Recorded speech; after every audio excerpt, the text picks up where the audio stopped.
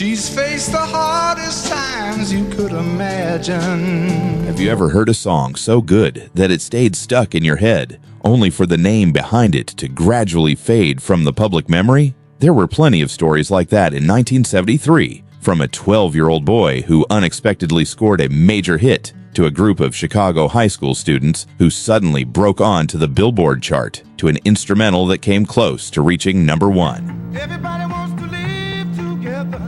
Why can't we live together? Ooh, I don't wanna see you be no fool. These are 10 forgotten one-hit wonders and the artists best remembered by mainstream pop audiences for one special moment in 1973. Subscribe and join us as we travel back to 1973. I nearly cried myself. Number 10, I'm Doing Fine Now by New York City. Stop and get a hold of myself. In the summer of 1973, I'm Doing Fine Now offered an interesting contradiction. The lyrics insist that everything is fine after a breakup, but the falsetto vocals and strings make the listener feel the exact opposite. Produced by Tom Bell, the song climbed to number 17 on the Billboard Hot 100. For a few brief months, New York City emerged during a time when Philadelphia soul was filling American radio with a soft and emotional sound. But the group was unable to maintain the same appeal in the pop market.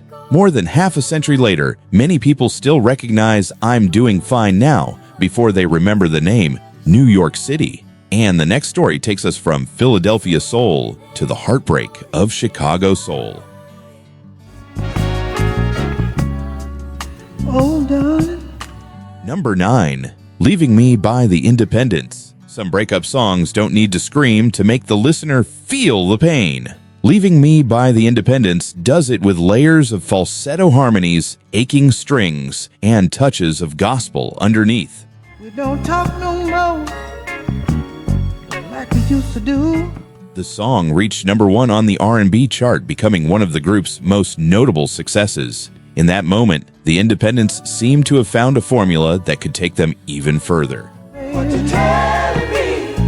I wanna know, baby.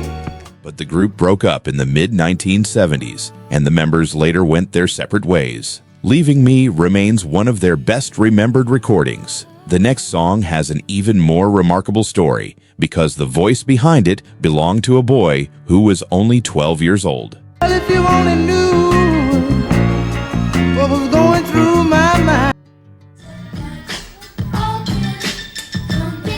Number 8, Misdemeanor by Foster Sylvers. Foster Sylvers was only 12 years old when his youthful falsetto rang out on Misdemeanor. The bouncing bass, sharp guitar, and playful funk groove made the recording sound like the work of a seasoned artist rather than a boy who had just entered his teenage years. With support from his family, the Sylvers, Foster took the song to number 22 on the Billboard Hot 100. But the story of Misdemeanor did not end when it left the charts. Years later, the song's groove was discovered and sampled by the hip-hop generation, giving it a second life. Foster never achieved another pop hit on the same scale, but that recording he made at age 12 has endured. Next comes a ballad that is the complete opposite of this burst of funk energy.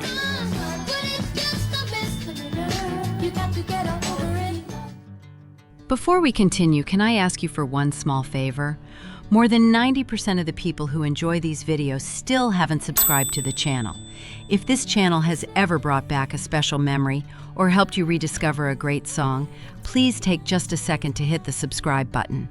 Every video takes hours of research, writing, and editing because these timeless classics, and the stories behind them, deserve to be remembered. Subscribing is completely free, but your support helps us keep bringing these musical memories back to life. Thank you so much. Now, let's get back to the music. She's faced the hardest times you could imagine. Number 7, Wildflower by Skylark.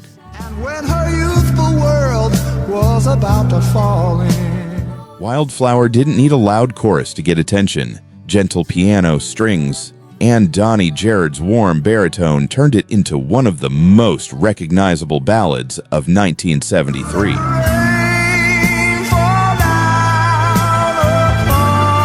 The song climbed to number 9 on the Billboard Hot 100. But what is even more notable is what happened after Skylark left the spotlight. The song continued to appear at weddings, in dedications, and in recordings by artists from later generations. And when you walk into her eyes, you won't believe. Skylark broke up not long after that period of success, but Wildflower did not disappear with them. A melody that seemed so delicate ended up outlasting the band that created it. And the next song belongs to a group of young men who had not even graduated from high school. She's a free and gentle flower growing wild.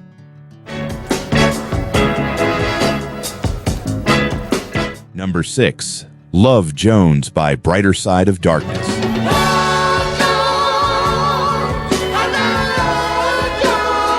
Imagine still sitting in a classroom in Chicago while your song is already playing on radios across America. That was the story behind Brighter Side of Darkness when Love Jones unexpectedly became a hit in early 1973.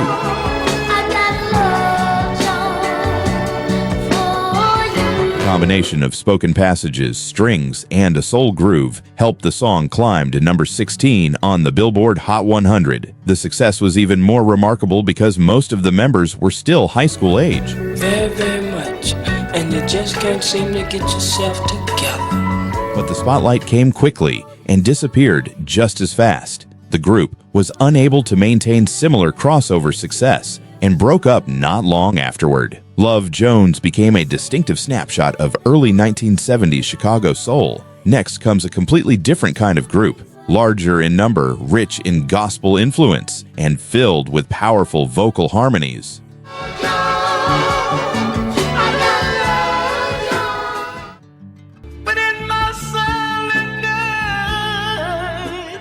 Number 5, It's Been a Long Time by New Birth.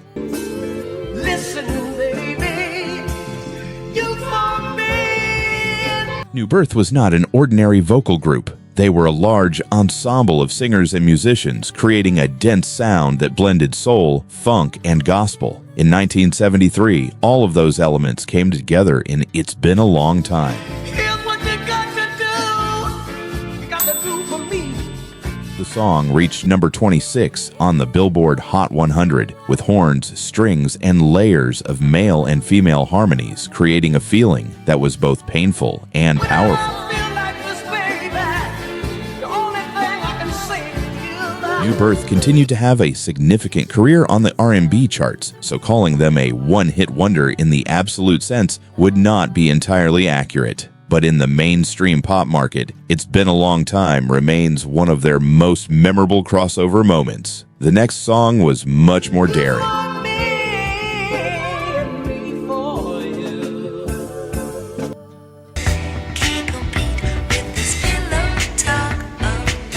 Number 4, Pillow Talk by Sylvia. Originally, Pillow Talk was written by Sylvia Robinson with the intention of giving it to Al Green. But when he did not record the song, Sylvia decided to step up to the microphone herself. And that decision created one of the most daring slow jams of 1973.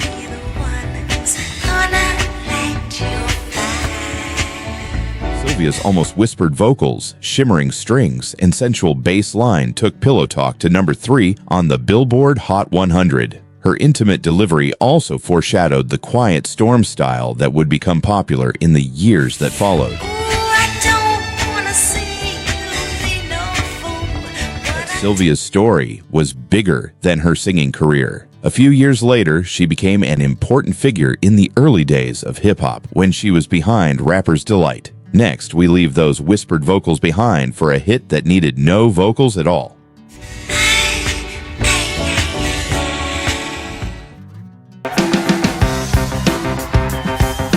Number 3, also Sprach Zarathustra by Deodato.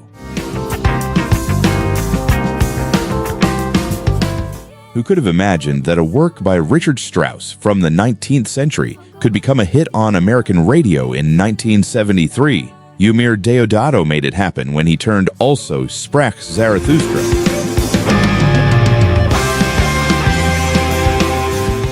into a strange meeting of classical music, jazz, and funk. The instrumental unexpectedly climbed to number 2 on the Billboard Hot 100, just one step away from the top spot. That success also earned Deodato a Grammy and introduced his name to an audience far beyond the jazz world.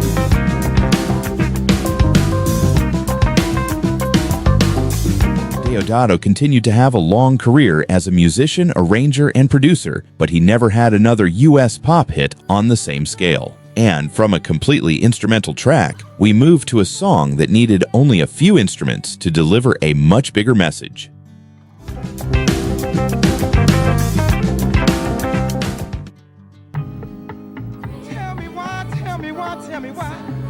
Number 2, Why Can't We Live Together by Timmy Thomas.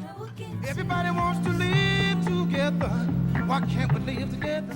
In an era of massive soul orchestras, Timmy Thomas did almost the exact opposite. Why Can't We Live Together was built around a drum machine, organ, and his own voice, creating a sparse sound that was almost impossible to mistake for any other hit.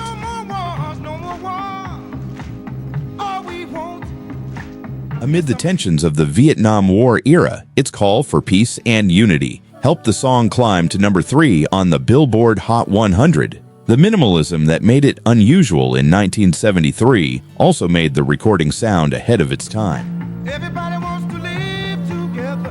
Why can't we live together? Thomas never had another pop crossover hit on the same scale, but more than half a century later, the song's message has not grown old. And the number 1 spot belongs to a sound of rain from Memphis soul that even John Lennon could not forget.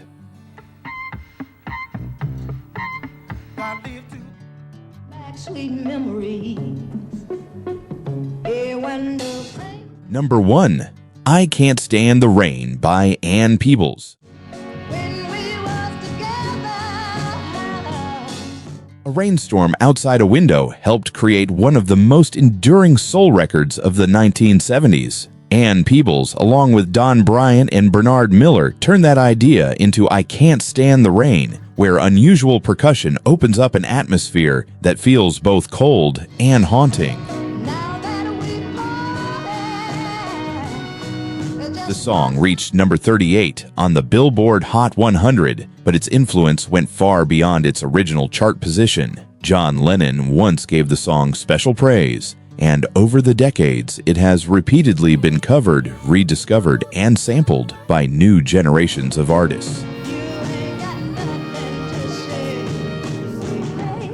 Ann Peebles was not a one-hit wonder in the absolute sense. She had a significant R&B career, but for a wider pop audience, I Can't Stand the Rain became the recording that went far beyond any chart achievement and became most closely associated with her name.